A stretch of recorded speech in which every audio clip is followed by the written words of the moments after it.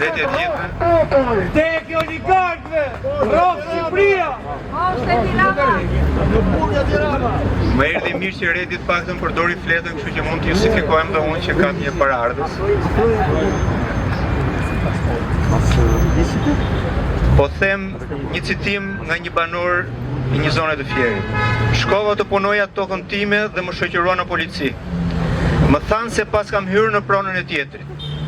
Kjo është fjala e një fermeri të Boçovës në Levant, një njeri që ka punuar tokën e vet për 30 vite rresht. Dhe si ai rreth dhe 15 familje të tjera janë përballur me njëjtin krim.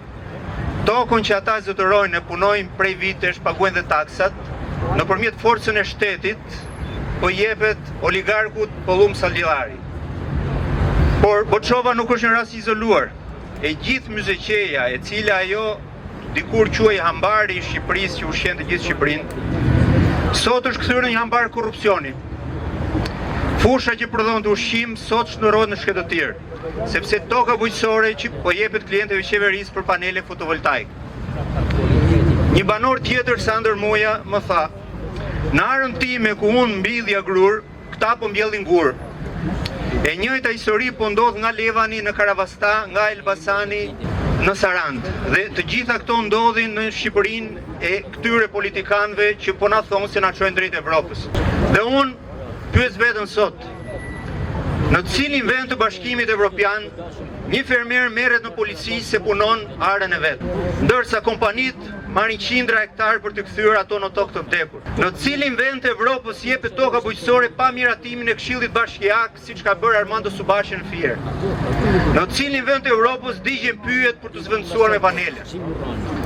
Kjo ndodh vetëm në Shqipërinë e Edi Ramës dhe të zvendes kryeministres Linda Palloku, që me mbështetjen e krimit elektoral në Fier sollën në parlament deputet që nuk kanë asnjë lidhje me qytetarët, bile as me interesat e socialistëve të vjetër që kanë votuar.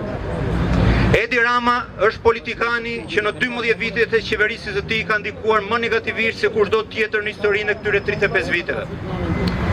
Ai ka ndërtuar një filozofi të largimit të shqiptarëve nga pronat e tyre, në mënyrë që fadromat oligarkëve mos të gjejnë asnjë pronar që të thojë ndalë se kjo ka zot. Në 2015 Edi Rama miratoi ligjin e investimeve strategjike që legalizoi grabitjen e pronave publike dhe private. Në 2025 aplikoi ligjin paketa e maleve me të cilën mundsonte vjedhjen e tokave malore. Dhe kështu Shqipëria ndërtoi në 35 vite më shumë se çka ndërtuar në mira vet. Jo se është pasuruar më tepër, por sepse prona po trajtohet si mall supermarketi, si një mall i cili s'ka don dhe duhet konsumuar me çdo kusht. Sot, ndërsa ne jemi këtu përballë parlamentit, brenda po diskutohet buxheti i vitit 2025.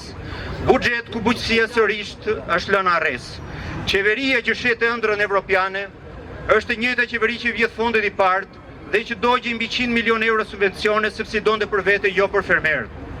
Por Evropa ka treguar që korrupsioni nuk tolerohet. Kur hetohet dikush në Evropë, personi në hetim ul kokën dhe jep dorëheqjen, ndërsa në Evropë njeriu ka të shenjtë jetën dhe pronën. Në Shqipërinë e korrupsionit dhe të narkoshtetit të sektit Hajduti Edi Ramës, këto të dyja shtylla janë rrëzuar.